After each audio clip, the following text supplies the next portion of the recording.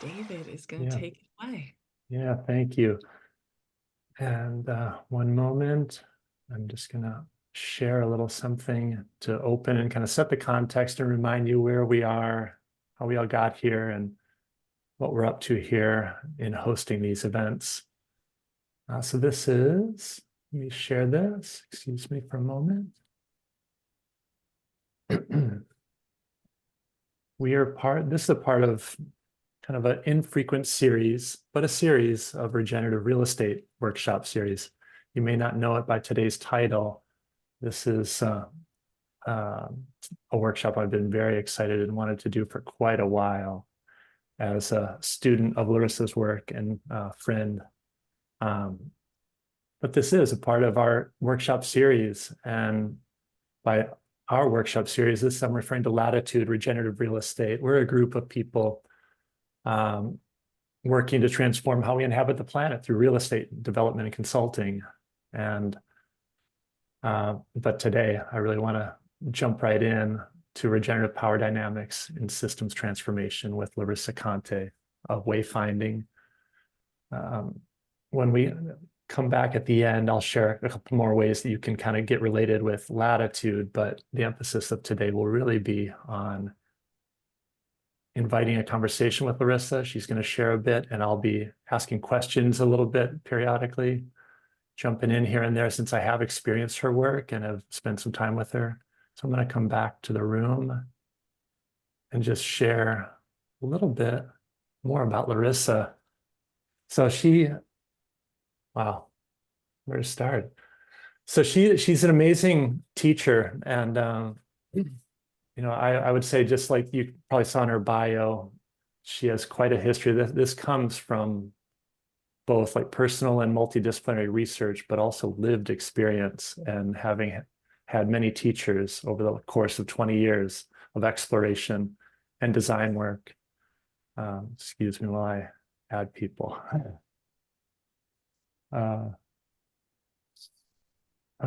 And all that work culminates and kind of is this evolving work of hers as a global consultant, regenerative designer, rites of passage guide, healer, and tracker.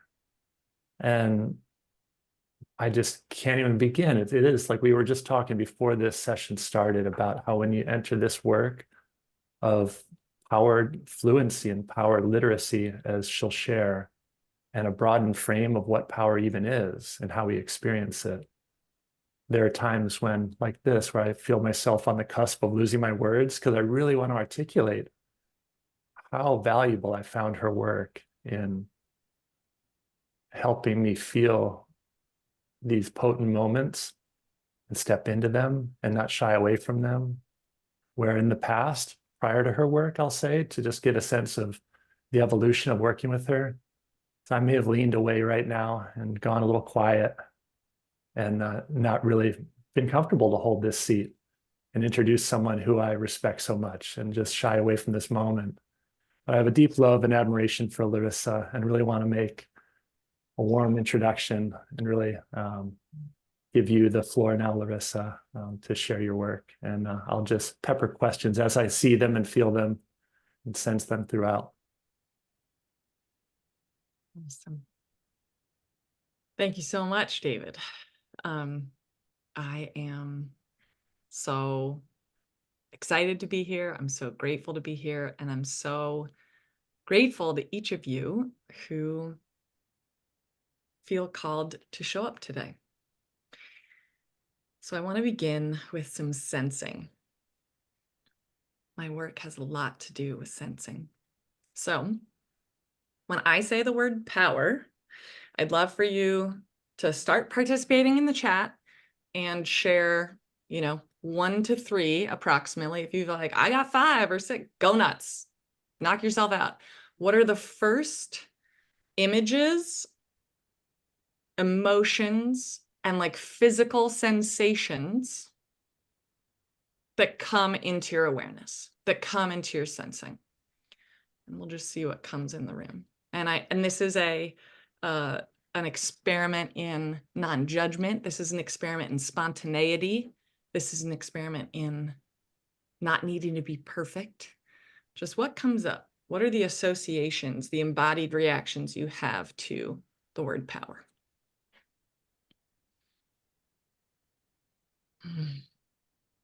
7, scary, curiosity, excitement. Awesome. Gina, environmental justice, tension, hope. Marie, heart fluttering. Love it. Alyssa, force, strength, boom image. Karen, strength, muscles, courage. Marina, crushing, unfair, imbalanced. Christina, fight against something negative. Soraya, holds the room.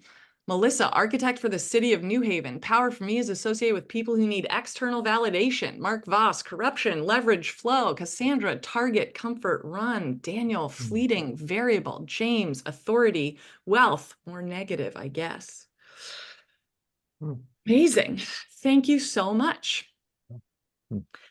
And then we're going to do a like second version of this. So then when you think of nature, when you think of the sun, when you think of the ocean, when you think of forests, when you think of birds in flight, when you think of animals, what are some of the emotions and associations that happen for you there?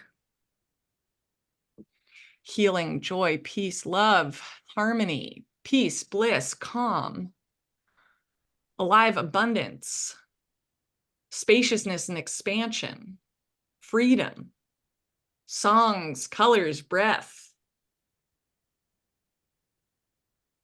misunderstood, delicate, innocence, playful, regulated, expressed, power, knowing, beauty, Yamaya, power, life, death, breathing, freedom, graceful, vibrant, sensitive, attuned. Oh, so good. Yes, yes, yes, yes. Thank you all.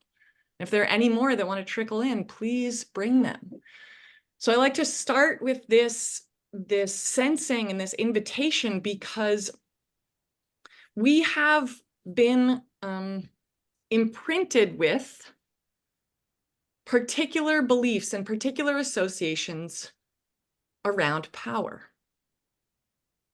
And for heart-centered leaders, who most of you are in this room, because if you care about regenerative power dynamics and systems transformation, that gives me a sense of like where your values sit and what you're curious about.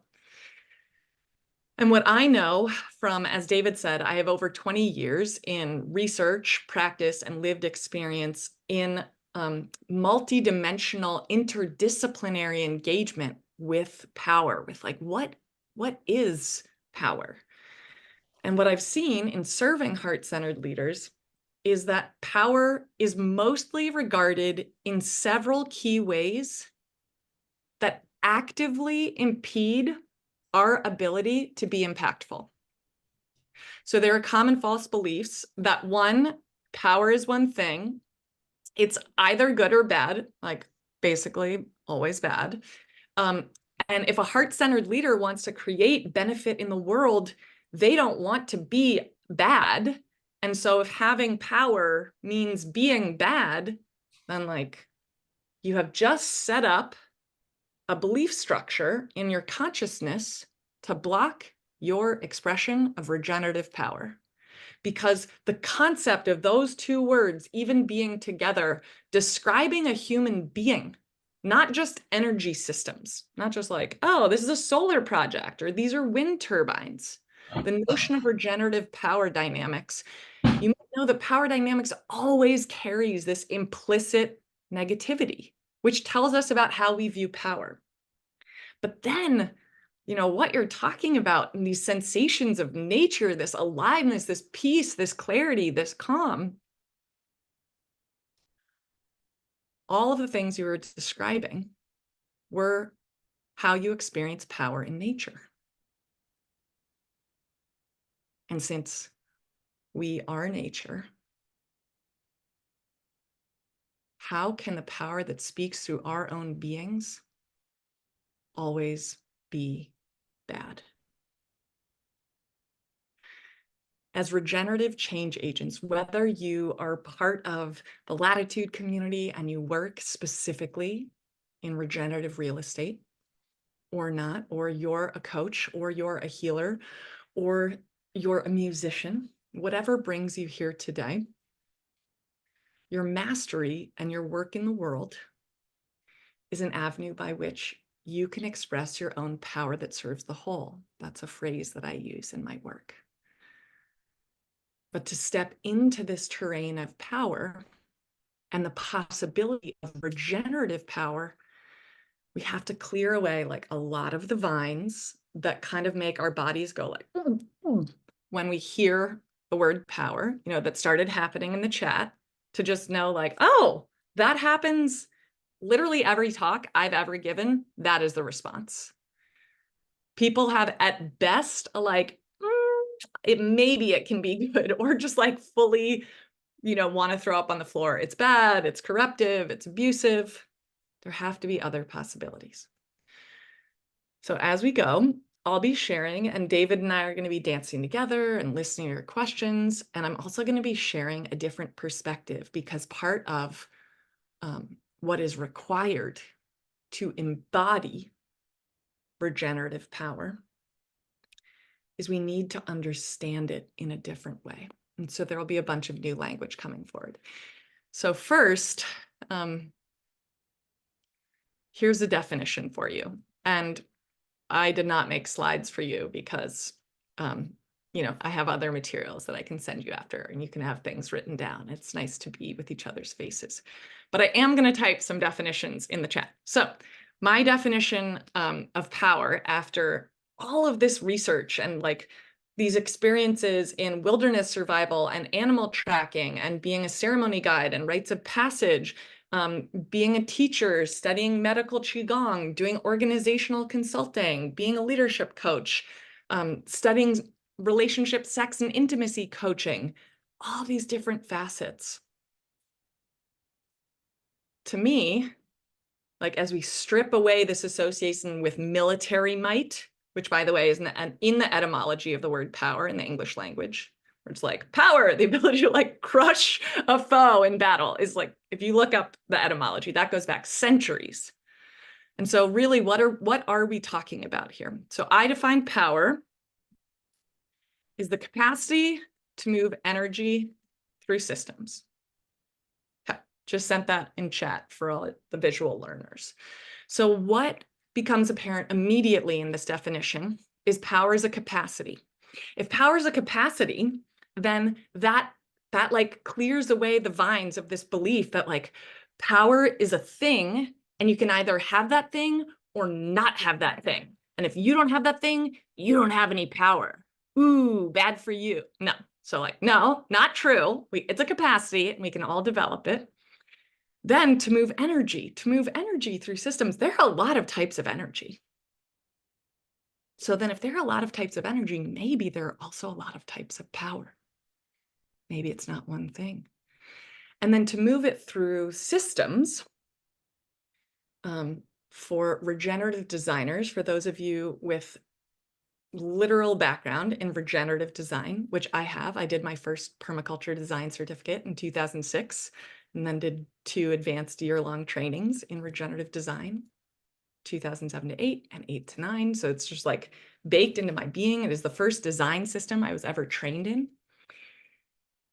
In regenerative design and ecological design, there's the recognition that life exists as nested scales of systems.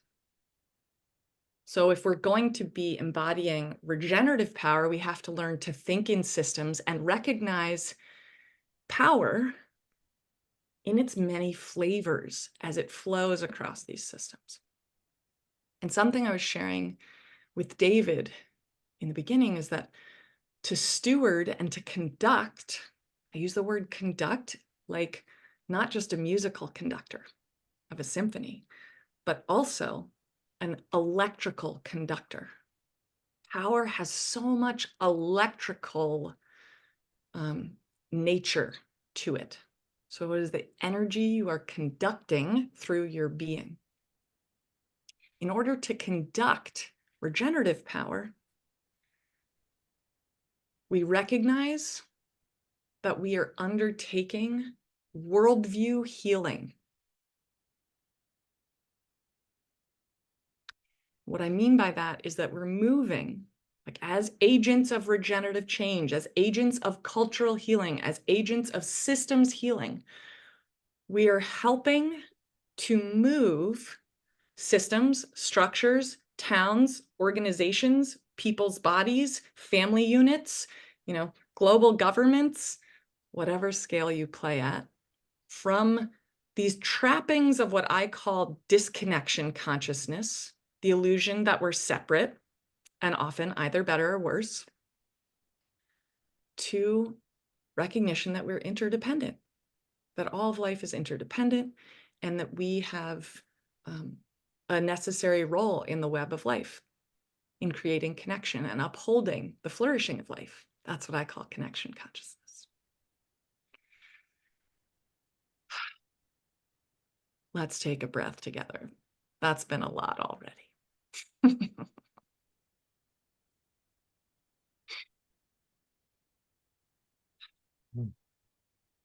I invite you, as we take this breath, to notice what's been happening in your body. Like, do you have energy rising up in response to this? Are you like enlivened by it? Are you kind of like, I don't know, I'm curious to see where this is going? Noticing what's happening in our body in a somatic way is core to our capacity to embody regenerative power. So these moments to notice, they're key to us staying in tune with ourselves, so then we can show up in clarity with each other.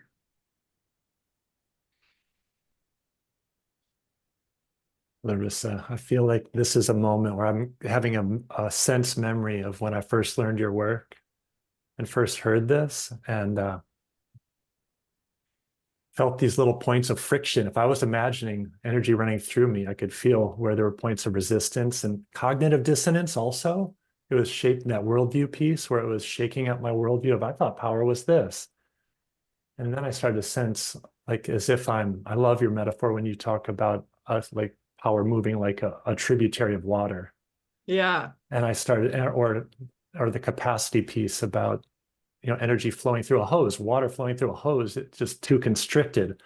And I felt so tight around certain descriptions that I physically felt a little, it's hard to feel comfortable. I just felt a lot of discomfort in the beginning of hearing that. So it's coming back to me now as you share that. Just to kind of normalize if people are feeling a little cognitive dissonance and are there tensions or frictions of sensing what would it feel like to have power really flow through me? I also remember feeling scared at that prospect of really, like, what if I am really powerful? Yeah. Yes. Thank you so much, David, for stepping in and voicing that, because when we're doing power work, like, you're already in, welcome into the pool. I'm so happy you're here. But so we're already in doing it. So there's mental engagement. There's the mental layer. And it's like mostly like the words and talking layer. But then there's a worldview layer happening at the same time. And then there is a somatic layer also happening. So all three of these things are moving at once in this experience. And it's like, do our belief structures even allow these new concepts in? Or is it like, oh, but like every movie I've ever seen shows people with power as being bad or like doing bad things. So like, I don't know about this. Or the body just kind of like gets a grip. And it's not about changing them right away. It's about noticing. It's about noticing. So beautifully said. And yeah, what David was talking about with the waterway, I'll describe, and then I'll start showing you some visualizations of power to help these words come to life in a shape in your being. So one of the first main distinctions, well, actually, I'm going to show you one shape first, and then I'm going to pop out. So when I'm talking about power is the capacity to move energy through systems, I locate power happening in these 5 nested scales of system because, and this is already, like when I first developed this image in 2018, this was kind of like revolutionary. And now consciousness has changed a lot in the last 6 years, which is awesome. But the idea that organizational transformation is interdependent and interconnected with all relationships and intimacy in our life, as well as our personal well-being, as well as with society, nature, and as well as our worldviews, how we participate in ceremony and how we make meaning in our lives, that's still something that like many organizations can fight. They can just say, no, like, no, you come to work and like, no, maybe, mostly no, definitely no. But that's not true. We are beings of wholeness. And our wholeness is coming with us everywhere, all the time. So I'm going to do an embodiment about those waterways, because what David's describing, there are 2 distinctions in power from like, if we start with power is the capacity to move energy through systems, then the next main distinction in power is what I like to call power that serves the whole and shadow power. And by the way, we are all conducting both power that serves the whole and shadow power all the time. So one of the consequences of that truth is the simple categorization of like, there are good people and there are bad people just gets demolished. It's like we are all conducting power that serves the whole, which has consequences of aliveness, clarity, connection, and benefit. You'll notice I didn't use the word good to describe that. That's unspecific. So it's creating aliveness, clarity, connection, and benefit, whereas shadow power creates depletion, confusion or swirl or disorientation, disconnection, and at worst, harm or violence. So we're all conducting these 2 types of power all the time, and you can flip between them literally that fast. You can go power that serves the whole, shadow power that serves the whole. And that can happen within our own beings. It can happen in our speech. It can happen in our embodiment. And we're doing this hundreds, if not thousands of times a day, often without distinction in what we're doing. So one of the main benefits is as soon as we start to realize this is possible, then hey, we can choose to put down our patterns of shadow power. We have to know something exists to do that. And again,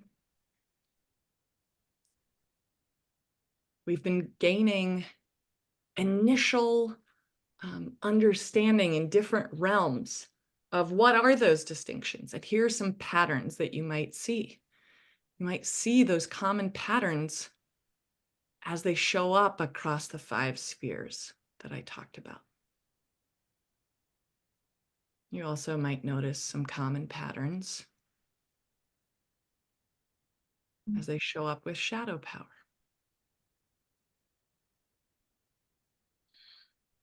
And when we start to see these things, not in a disconnected way, but in a unified way, and know, hey, we're all creating these things. Well, if I am to be a steward of regenerative power dynamics, of regenerative projects, of regenerative ways of working, regenerative leadership, regenerative products, or architecture, or town plans, or media or storytelling, I have to understand what distinguishes that which is actually regenerative in all of its forms from that which is degenerative. And give myself permission to be on the learning journey and not have to be perfect. Because here's another heart-centered leader trap that comes in. The heart-centered leader is so dedicated to creating benefit that they're like, but I don't want to create harm. I don't want to create harm. And this freeze can happen where it's like, but if I don't know all the ways to do it, what if, well, I'll just play smaller. I'll just direct my shadow power in it myself.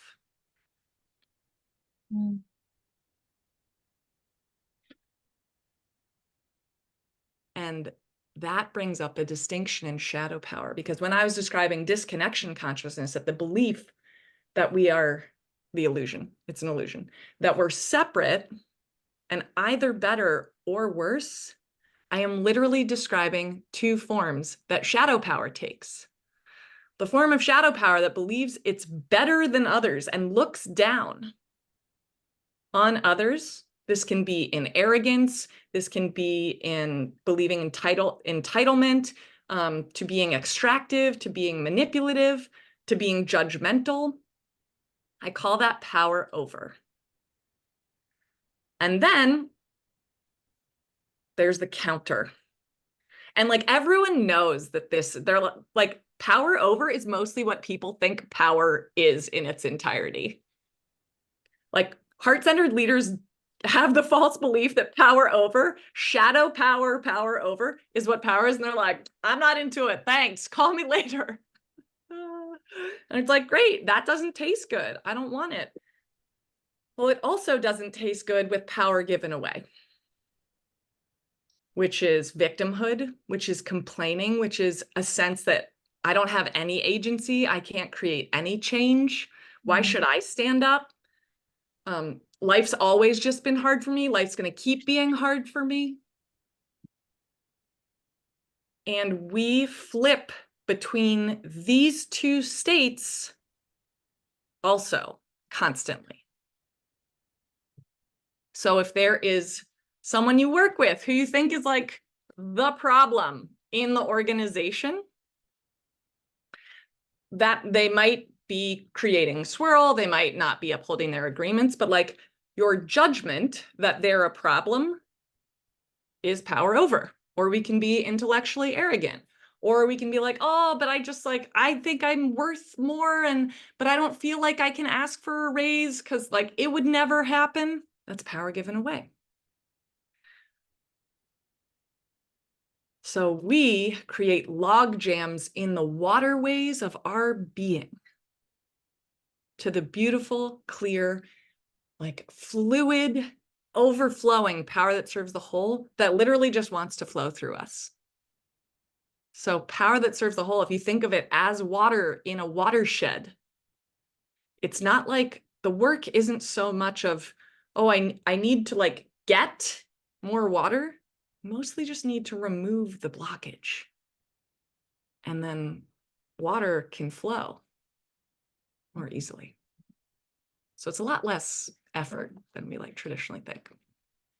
And then one more idea layer, and we're just going to take a big breath together after this, is then there aren't just those three types, power that serves the whole, shadow power over, and shadow power given away.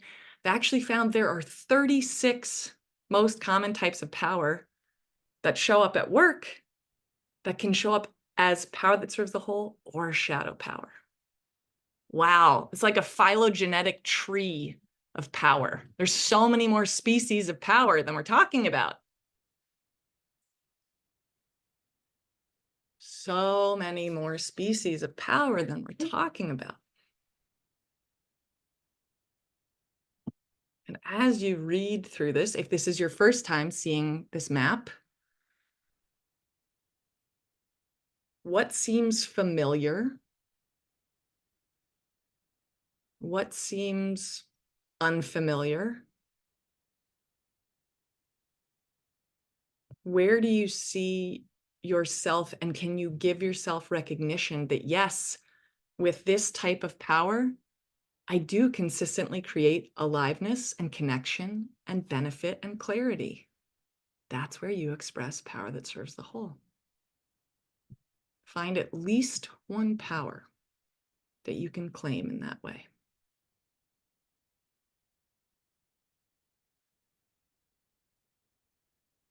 Because the impulse of the heart-centered leader is to look for shadow power first. I invite you to look for your gifts first.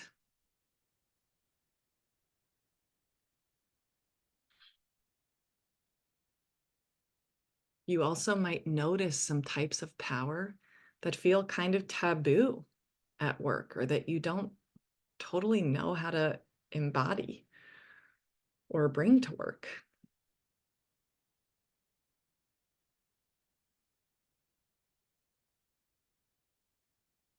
Or what the words even mean on the page. That's okay.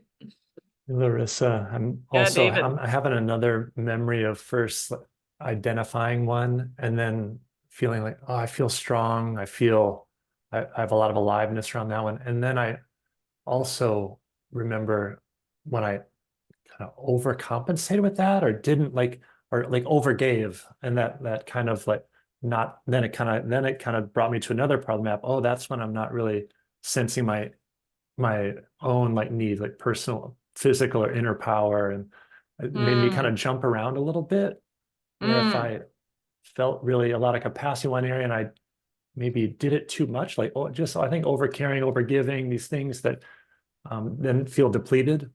So where like I feel like there's an aliveness and a give and a generosity and a flowing, but then also not knowing like how to temper it and like go back to personal well-being. So that kind of toggling between them started to happen and like gaining more Amazing. fluency in that. So Thank you so much for sharing that. So even though these are listed as like separate lines, what I'm trying to conceptually communicate to you is more like the interconnective tissue and organs in the body. These things are interrelated. They are not disconnected. So a common pattern for heart-centered leaders is similar to what David was just describing. Is a lot of heart-centered leaders conduct so much power that serves the whole with their caretaking power. Usually because with their sensing power, they are usually pretty empathic or just like full-blown empaths.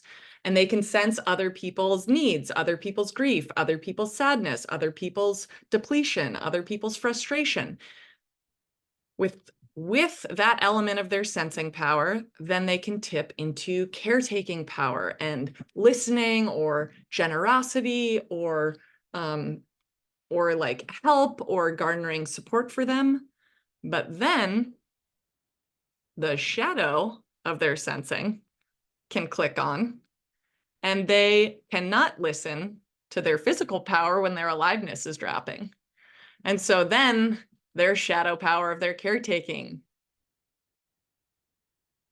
crosses this threshold, and now they're giving because they feel like, well, I started giving, I kind of keep have to. It's hard for me to have boundaries.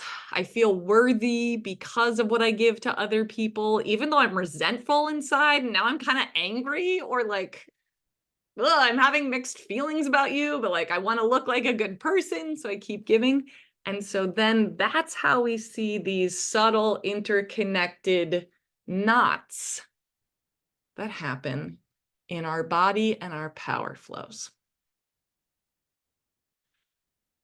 And what I want you to know, and this is I'm going to invoke Mark Voss from the Latitude team, who's here on the call with us. Mark, if you can wave your hand. I don't know if we're in screen share view, so not everyone can see Mark right now. But Mark said, he came on, and Mark, like David, Mark is an alumni of the Wayfinding universe.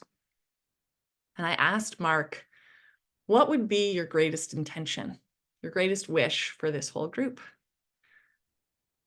as a result of this experience? And he said for them to trust their power to manifest regenerative outcomes in their work. Yum, yum, yum, yum. I share that right now because, like, what might be happening in your mind where you might be like, whoa, words and frameworks and things. I want to come back to your body. The heart of this work is about learning how to trust your power, to know where you are trustworthy in conducting your power. That's with your power that serves the whole. To know where you should be skeptical, actively skeptical about your instincts, about how you conduct some power. That's your shadow power. And so this map shows us, because you're conducting power that serves the whole and shadow power across each of them, and those two types are having this interrelated conversation where you have high power that serves the whole, let's say in your mastery power, that like your type of mastery, you just hang out in high power that serves the whole and you don't really conduct shadow power. People will trust you. You will be trustworthy as a leader. I mean, they might challenge you. Everyone else has their own shadows and stuff, but like your impulses in a space like that are trustworthy. Whereas in your time power, if you have more shadow expressing than your power that serves the whole, you will actively be untrustworthy by your team. And so then this starts to show us, and there are many more interaction types, but we start to see, oh, I don't just have it or not. I'm going to click away and come back to like faces. I'll send you these documents because like it's nice to be with them. We let go of the illusion that power is one thing I can have or not. And it's more like a complex music producer's mixing soundboard where you are playing and conducting power in hundreds of combinations all the time. And we mostly have no idea that we're doing it. So the work starts with being like, well. Looky, I got power and I'm acting like I don't. Okay, that's good to know. Because we have to know where we are in order to put down our shadow power and amplify our power that serves the whole. That is the inner work. That's the inner work of regenerative power stewardship. That's where regenerative power dynamics start. They do not start with mapping like what you don't like about your boss, how screwed up and corrupt your industry is, how like the earth is like on a like collision course because of how parasitic humans are, whatever all our addiction, and I use that word consciously, our addiction to looking out at problems is not always a beneficial pattern, because the thing that benefits when we do that is our shadow power. Because if we think all the blocks are out there, our shadow power is like, love it. I frigging love it when you complain about other people and you have no idea I exist, because then my illusion is bulletproof. You think you can't do anything. You think I'm you. This is amazing. My kingdom, my tyrannical, like overthrow of your consciousness is working. But then we realize like, oh, I have agency. I'm doing that. What if I stop doing that? And that doesn't forgive what is happening in the outer. But wow, do we regain sovereignty? And those inner creeks, they start flowing, they start gushing. I love it. David uses this word so much. They start gushing with power that serves the whole. Because we're just like, oh, how am I constantly creating a headwind to my own success? How am I constantly creating a headwind to actually the expression of the cosmically large force that wants to speak through my being. Because I spend so much time complaining about my project partners. And like the project partners might still be effing things up. That's not forgiving other people's responsibility, but is doing the precise work of distinguishing. Oh, like where does remediation actually need to occur? It doesn't just need to occur in the soil. It doesn't just need to occur in the community. It needs to occur in our consciousness and our bodies. Because we create outside of us the beliefs we carry inside of us.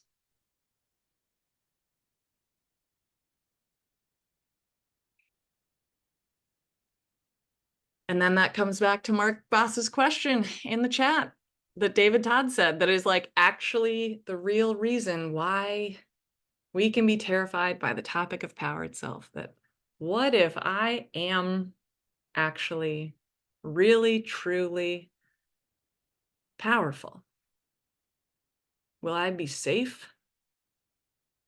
Will I be loved? Will I belong?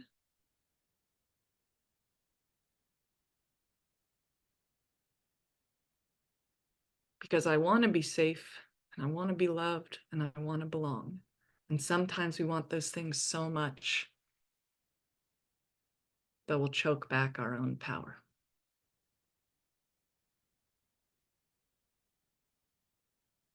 But it doesn't have to be that way. That's the good news. So I'm going to check in with David and we're going to check in with everyone. And like, if you want, you can shake your arms or your bodies. We can have this professional weirdness where like, oh, I'm in the Brady Bunch land and I have to like sit and be rigid. You can do like, you know, the car, whatever those like weird floppy things are. Move your body. Moving our bodies helps move the energy. And you also might notice that through moving, you will have different realizations come. You'll have different impulses come. You'll have different curiosities come. Yeah, that just awakens that like physical and sensing and inner kind of coming alive again after like attentive listening and taking in what you were saying. And then feeling that kind of speechlessness that I felt when we first paused and felt that. Yeah. And now just like shaking and moving a little bit. Yeah. Have like breath return and feel yeah, I feel really curious about the room, about other, like what it's like to hear this, because I have this past experience. So I'm feeling a desire to hear a couple comments is really what's coming up for me. Just to hear how this lands in on fresh ears and fresh bodies and people sensing this for articulation, maybe for the first time. Yeah, likewise.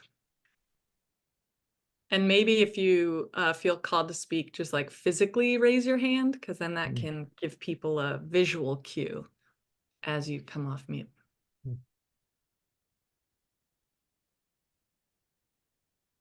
I think I see Kiki. Yeah.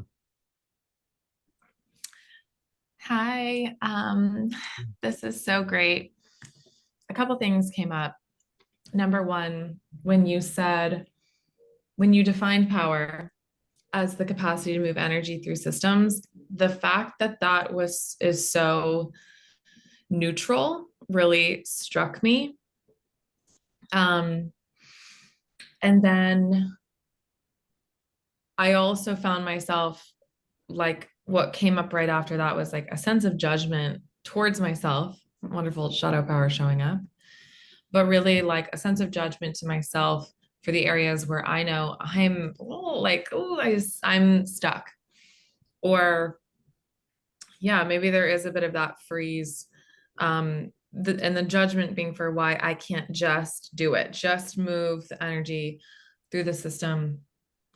And even as you invited us all to move our bodies on this webinar call, something I am just really aware of is how diminished in my power I have felt since we've gone to a remote work environment. I mean, that literally just came to my mind in the last 20 seconds. So I feel like I've not been able to regain a level of potency in my career since we've been in a remote work environment. So I'm just putting that in there, and I'm like wondering how to, this is making me really think I need to find other ways to move energy that I'm not getting from being in real lived experience and embodied experience of others as I work. So those are my initial thoughts. So amazing. I already have follow-up questions, but I'm gonna withhold for a bit to hear some more voices and then probably come back. Thank you, Kiki. Okay, hi. I'll say I was connecting with what David said earlier about feeling like your power is being drained, where you may have the ability to move energy, in a way that's really effective, and people recognize that and trust you, but then they rely on you for expressing that power and doing that thing to the point where you want to do it because you feel like you can do it and you can help people, but you also have a limited capacity yourself. So I think I have a feeling a lot of people probably experience this on this call of like feeling like you need to somehow put a rein on that kind of thing. Thank you, Melissa. I see Cassandra's hand raised also. One of the words that you used, addiction, to always looking out for problems, triggered me. And being an empath, being one who tracks energy and mobilizes energy to get things done, or tracks the energy to see whether energy is in the system in order to get things done. I'm curious that I tend to see what's missing way before others. And then from that is the backlash that comes from knowing, having that knowing. And so then that becomes, I guess, as you explained it, a shadow power. Even though people may trust me and want my knowledge or influence or ability to move and work in systems, then I become a target. Can you help how that manifests itself so that I can remove the target and do what comes naturally and is coming from my heart space and not from my ego?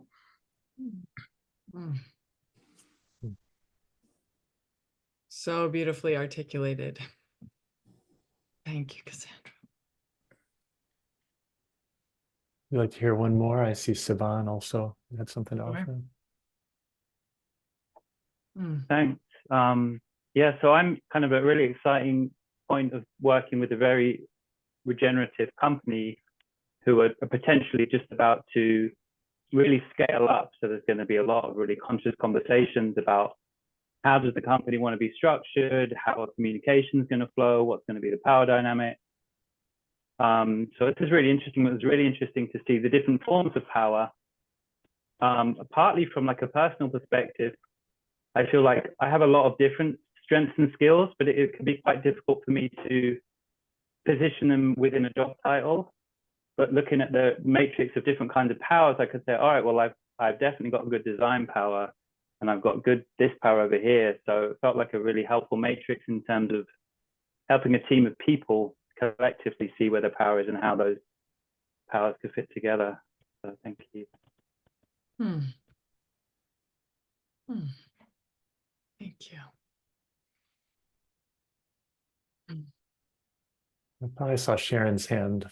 What do you think? Yeah, I see Sharon and Daniel. Part of me just wants to be like, well, what if we just invite Sharon and Daniel, and then we'll hold the basket. And that I can feel the like, oh, it's starting to bubble. It's starting to bubble. Yeah. And I like it. I like it. And I also trust that we will weave it as we best can. So yeah, if Sharon and Daniel can both share, maybe staying within like a 90-second-ish or 2-minute share. Awesome. Sharon, yeah, let's have Sharon first and then Daniel. I'm sorry I have a mask because I've had some dental work done, and I'm not willing to share the way I look at the moment. Just to be totally honest here. But I really want to just acknowledge what everyone has said as well, because it is a basket, and we all have, at least I do. For me, I do. I have everything that everybody said. I have that. I have experienced that. I mean, I know I have. And my most recent thing was taking on cancer and actually forgiving myself for having it a second time in my life, but also forgiving my body, loving my body without judgment, and inviting it to do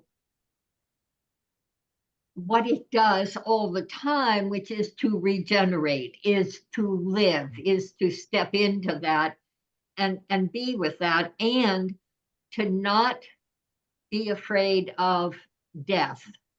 Not that I'm going to die anytime soon. It's just that comes up. And so recognizing that for me and the power, it's about the ending. Everything changes, but how I hold it often is a loss or a death of something that has changed. Like, I'm not living the same life I did before cancer, for example. And so all of this for me is about judgment and love, and loving all of the loving everyone, but in a sense of acceptance, and then seeing what could be next from that acceptance, both of my cancer, of my life, of my friends, and of my community. So it's like, for me, without judgment and coming from the heart space Cassandra mentioned, you actually do see things differently. At least I do. And things start emerging that I would have never seen necessarily before. Thank you, Sharon. Thank you so much. And Daniel. Hi, thank you. So I'm a word person. I'm an ecological designer. I work with a co-op of designers globally, and we're all independent people. We're not salary people. So we have a lot of shared power. We have total transparency on all of our projects. We hire each other. We have a lot of benefits from that. But my confusion sometimes is the definition of what power is, because we create power by sharing with each other experience and mileage. Therefore, we empower each other, right? With that, we expand and we find more people, and creates more energy and more power and more experience for doing things. And we kind of, in my experience, have been self-employed my entire life, and with the co-op now that we have, collecting power is one thing, detecting power in other people and knowing where their power lies, and then also directing that power. And we had a good example of that earlier this week, where all of a sudden, you know it when we're in a meeting, because we do a lot of Zooms, all of a sudden, all at once, the lights came on with everybody on this opportunity that we didn't see. And all of a sudden the energy just shot up, right? Because everybody's meters went up, and all of a sudden created a huge amount of power. But yeah, we're just very self-directed. And I would have to say the thing that we've learned is to give away is to multiply. To give power away is to create power. Although I have to say, to do it poorly is misdirected power, and that you can lose power by not doing it well. So there's a lot of definitions in there, but this is great discussion. Thank you.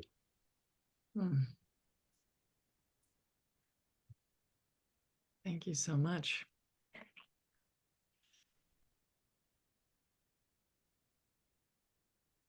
And I'm just reading Cassandra's PS here in the comments. She says, I'm also an engineer, so the projection is I'm not supposed to have intuitive knowing. Yes. These stories people project. So the combination of data and knowledge and knowing is perceived as too powerful and threatening. Spot on.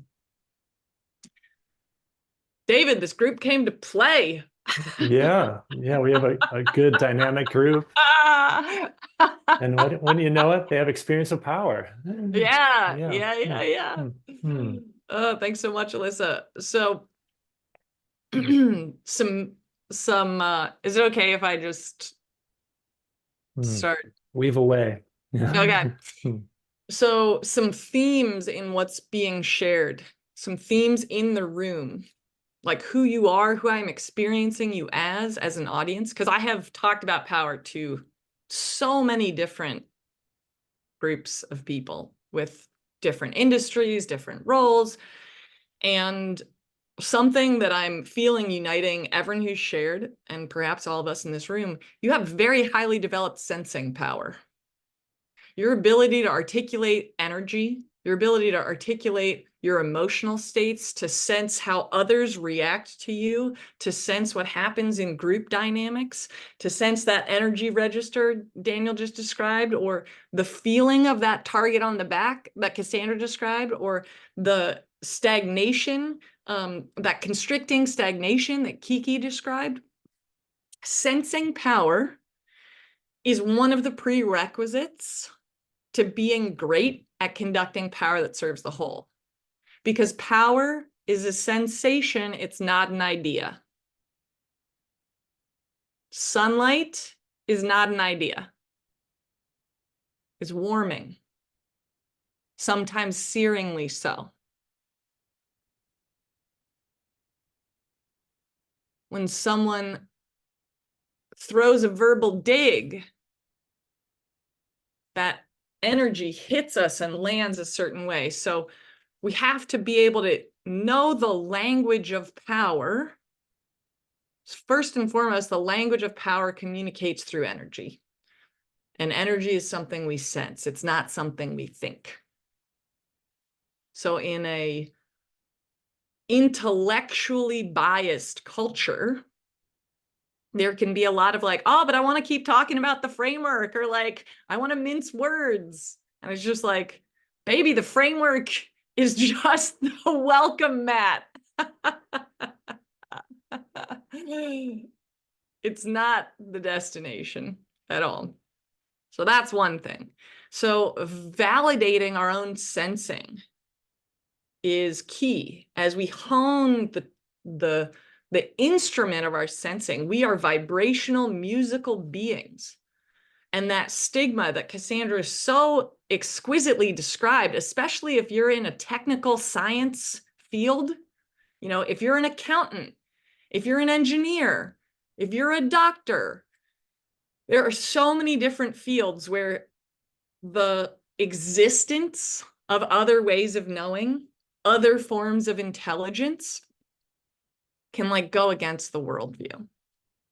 And yet you can feel that when you're in a meeting and you're talking about the budget and one of the partners or one of the leaders just like goes off, you can feel that musical note go like, meh. And you're like, it's not about the budget. Wait, what just what just happened? We are no longer talking about the budget, even though the words coming out of your mouth are about the budget. You're feeling threatened. You like maybe are all of a sudden having childhood trauma show up in your body, ancestral trauma show up in your body, cultural imprinting show up in your body, things in the unseen realm that you don't even have words for showing up in your body, but you're going to keep talking because that's what we are acculturated to doing. But so then this vision of like, but what becomes possible when we stop questioning that sensing is even a thing, you know, then it's like, oh, well, what if we actually start sense making together as a collective?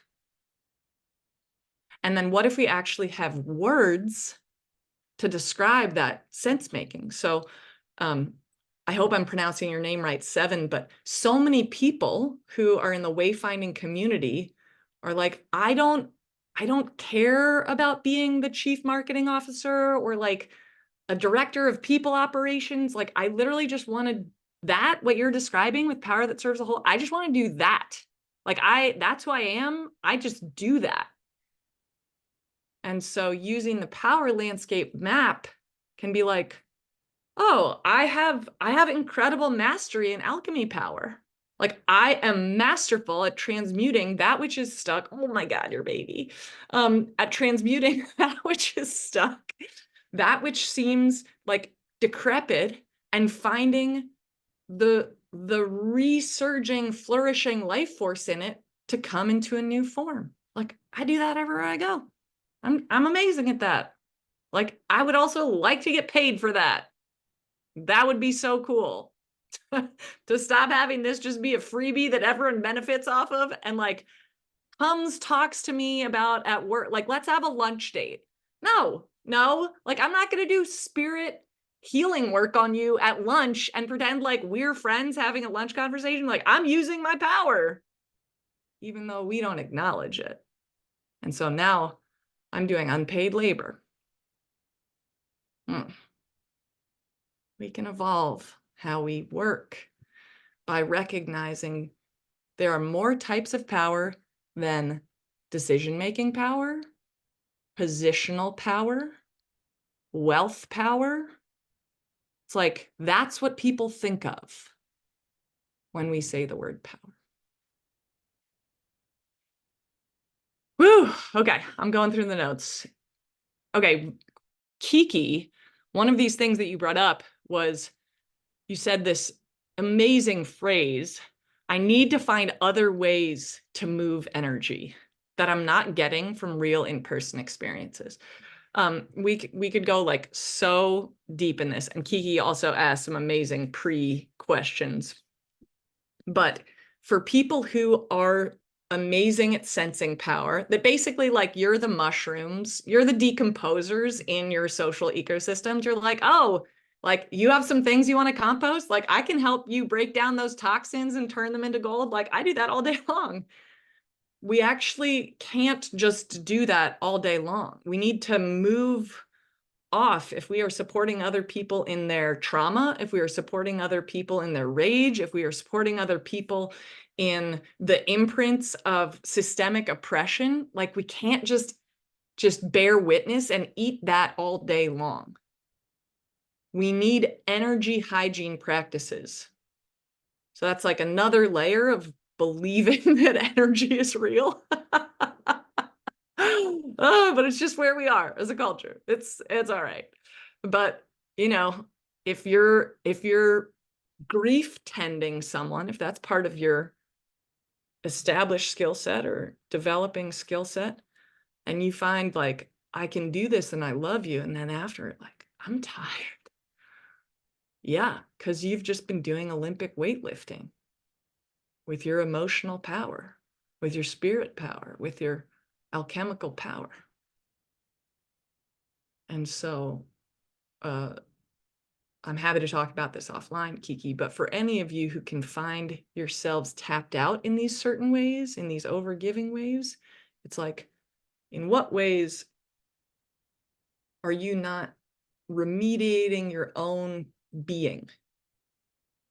You know, if you work in a very contentious industry, or when I think about Latitude's mission with regenerative real estate, you know, real estate as it exists, like traditional real estate, is a space of smoke and mirrors. And so it's very convenient to be able to distinguish power that serves the whole and shadow power, I just got to say, as someone who's been like doing a lot of rental property assessment recently. It's just like, oh, is it an amazing view, or are those sinkholes the size of hula hoops in the driveway because of groundwater dynamics that you don't understand or you're not talking about, as well as a nearby Superfund site that could contaminate the well water? Do you just, no, we're not going to bring that up? Okay, cool.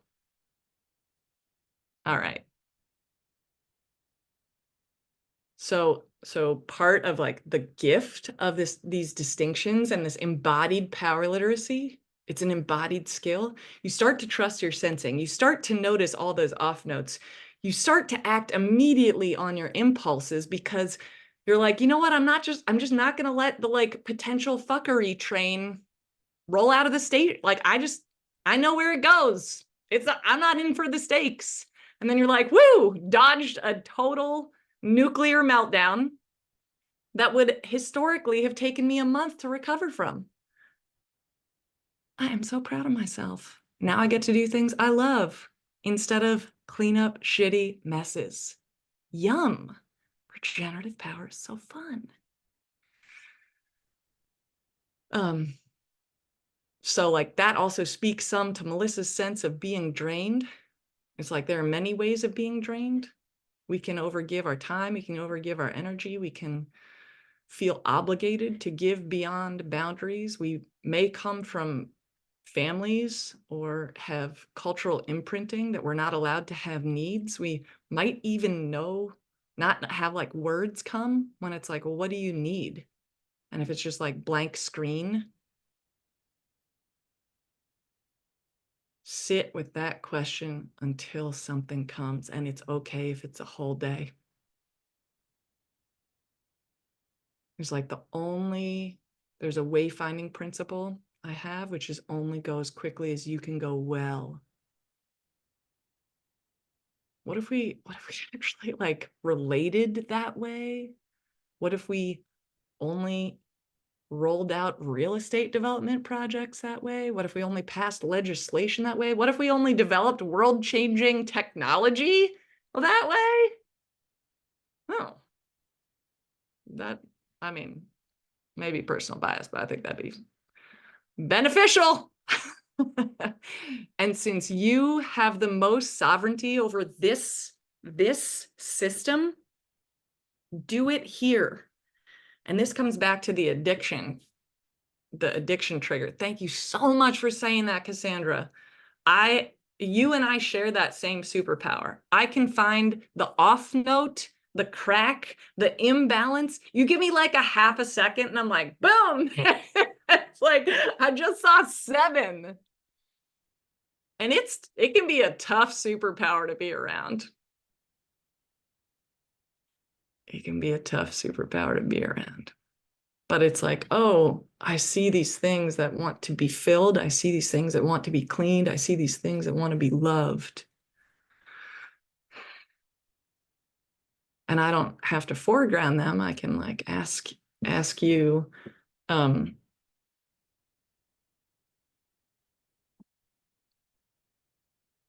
what are you ready for?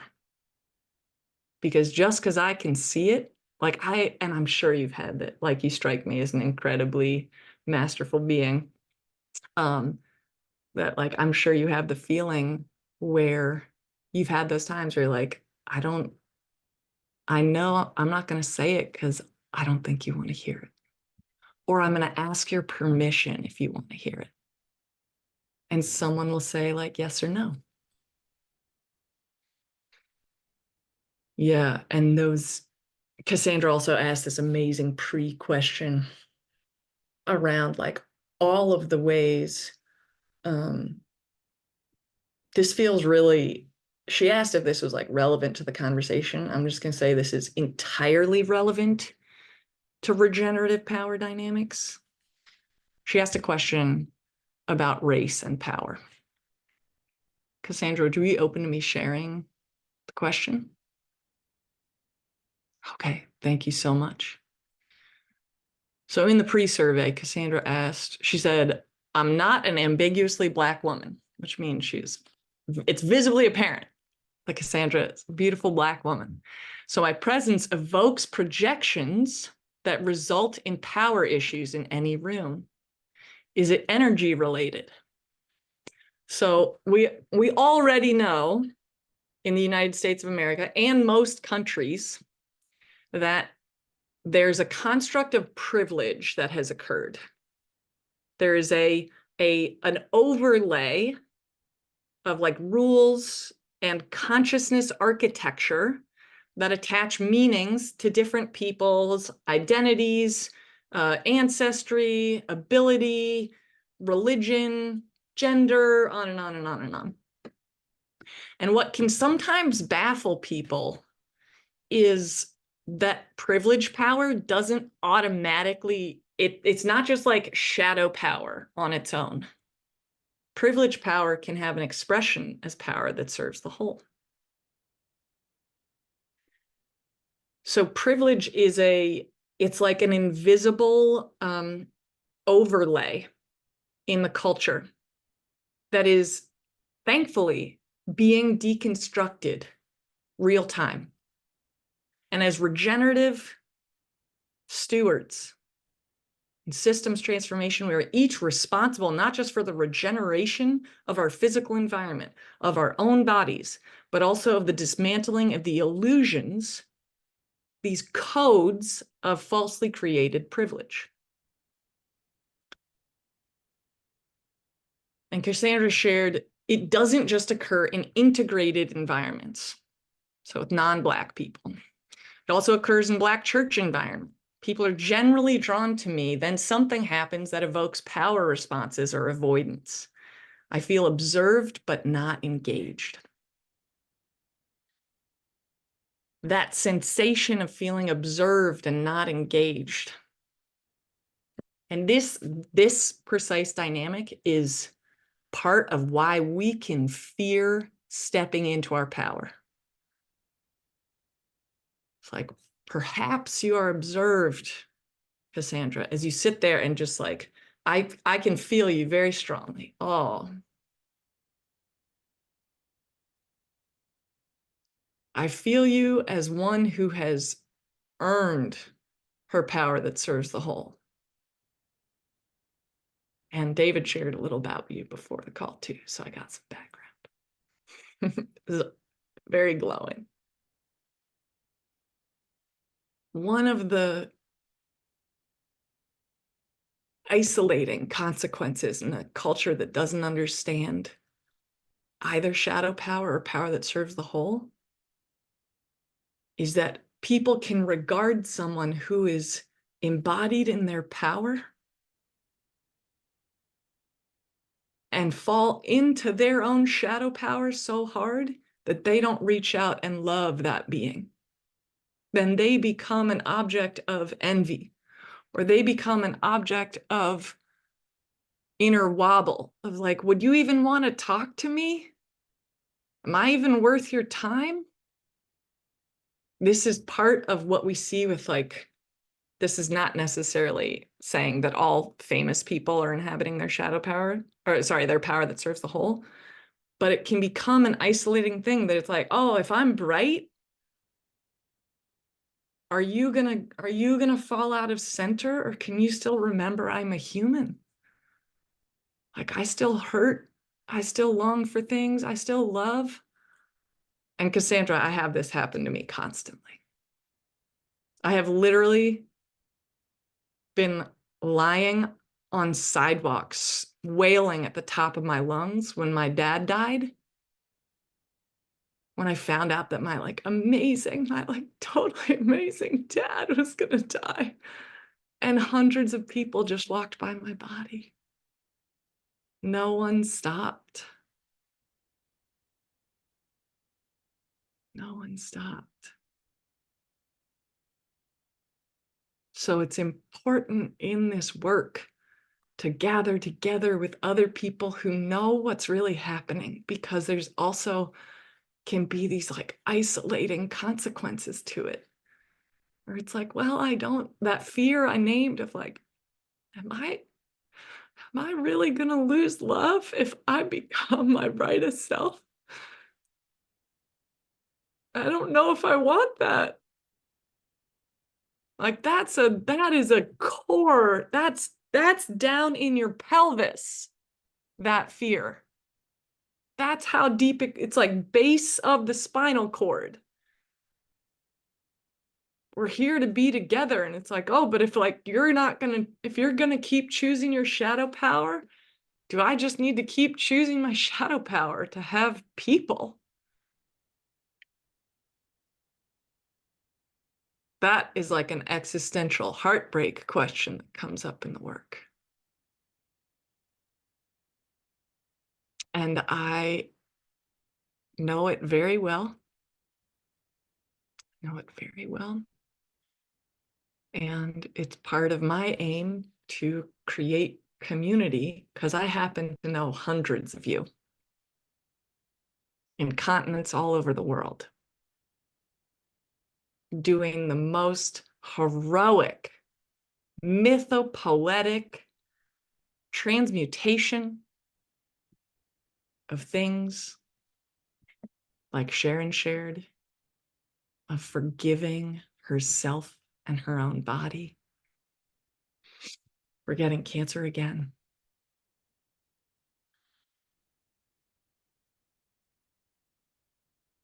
You do not need to be alone.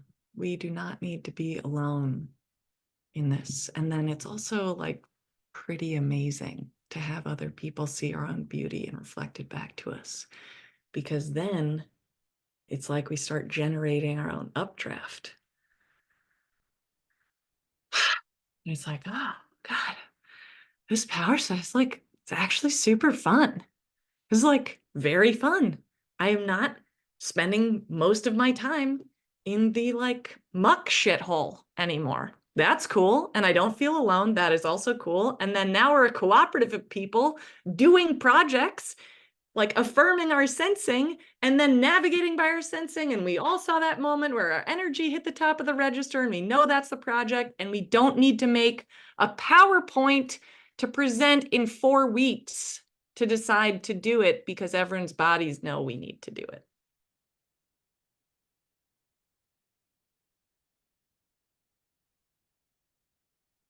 So there get to be different ways of living and leading and working. And I am so happy you're here. And like, there is a vastness to the work. You might feel it. It like happens in the room. It can be like, wow, this is a lot. I once had someone, oh God, this is so funny. I once had an executive be like, oh, could you come do a grief ritual for our team at like one of the biggest media companies in New York in Times Square? And I was like, sure, like this is part of what would entail. And she was like, ooh, could it be like a little more rah-rah? And I was like, no, no, grief is not rah-rah. Like, I'm sorry you're so afraid of the sensations in your body, but like, they won't kill you. It's about learning to stay and to like flexibly dodge these moments. Oh my gosh. Okay. So 2 last things are coming, and then I know David's going to say some things. You're so amazing. I love spending this time with you. Okay.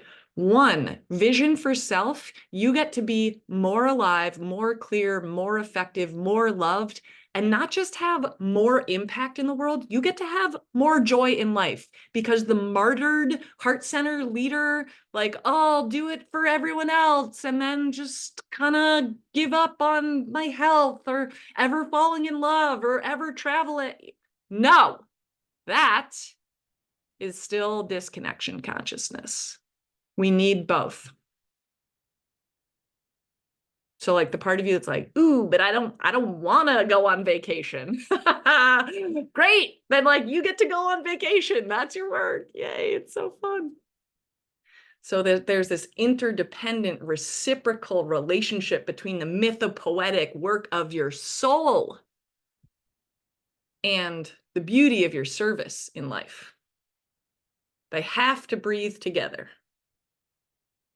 So David being like, hey, past me would have leaned back and been quiet and observed, was revealing to you the consequences of his own power journey in an intimate way, saying, hey, I took a bid for power and I took another one. I've taken so many that now I'm here and I'm doing this. There's this concept of a bid for power that I learned from Jose Luis Stevens, who's a former organizational consultant and shaman. And a bid for power is basically, this is like the initiatory aspect of power. Power is always initiating us into our bigger selves, always initiating us. It's always like, oh, want to expand a little more? Ready? Okay, want to go more? I first met David Todd on LinkedIn. David messaged me in 2019 and said, and I just looked this up to verify, and he said, I loved your talk at Responsive Conference. It really resonated. And then David just like kept commenting and I kept seeing his digital footprints. And I was like, damn, that guy says like, he's like the best commenter on every post I've done for the last 2 years. I was like, I got to talk to him. And now David and I are physically a 15-minute drive apart. He is not just a Wayfinding community member. He's a beloved friend. And so as we like wrap up today, I want to ask you, what is a courageous longing that has been gestating in your heart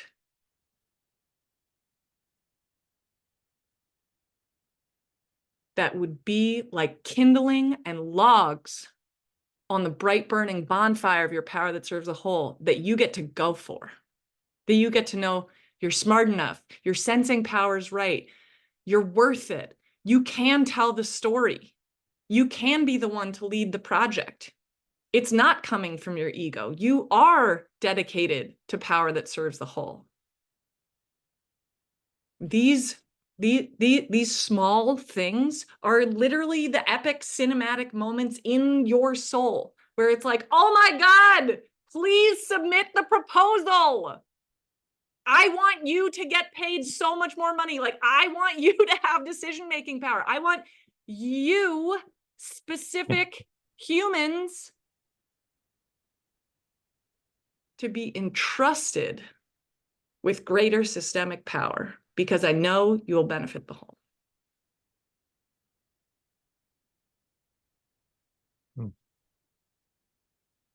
I think that's where I'm going to stop.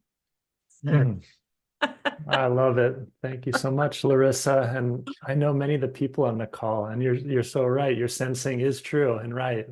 It is. It's in the room. And yeah, it's beautiful to have these folks here. And thank you so much for joining us and sharing and witnessing each other. And I strongly recommend, as a friend, colleague, and real student of Larissa's work, I recommend heading over to wayfinding.io. And Larissa can share if there are other ways to engage, but it's a good starting place. There's some things cooking over there, some new things, ways to engage that I would definitely recommend getting in line for. I was so excited to put this on the calendar and that you came, because it's just been such an honor and joy to have you here, Larissa, and share you with my broader community and new people to me as well. So thank you all for being here. And if there's anything else you'd like to share, Larissa, in terms of the precise and best ways to communicate with you from here, Yes. I'll let you. So I put the website. I'll also put my email. You can email me directly with any questions. We're going to be sending a follow-up email with the recording as well as other opportunities. And if you have the curiosity, if you're like, okay, like I'm ready, let's do this thing. Like I want to go on this deeper journey. We have an upcoming exciting launch that is open for all.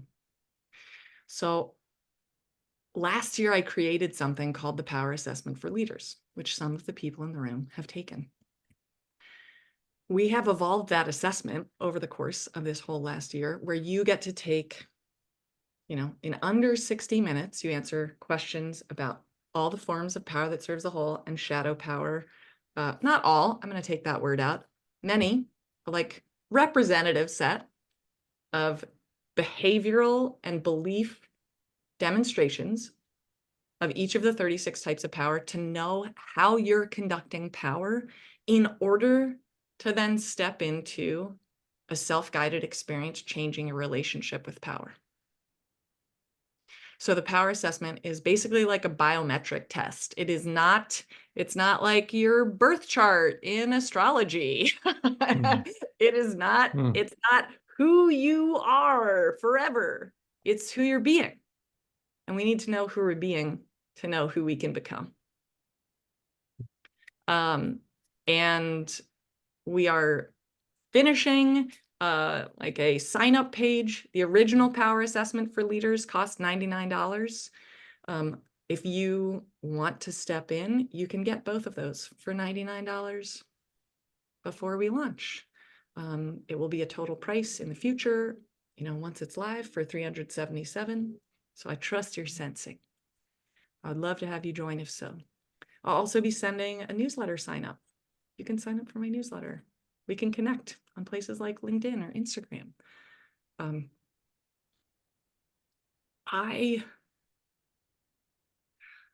More than anything, I want you to know how much I care about your power. Like, if you do my courses, great. It'd be fun. It's a gas. We have a lot of fun. Power does not need to be heavy.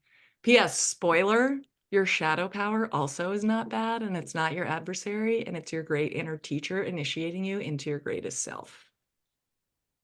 Just needed to drop that right at the end. A nice nugget for the end. Fight the shadow. We're not fighting things. Like that's the old song. It's getting retired. It's going in the archives. It's a very addictive taste, but it's not very nourishing. Thank you for your presence. Thank you for your time. Thank you for your work in the world. In this moment, even though I've not gotten to hear each of your individual voices, I bow to you.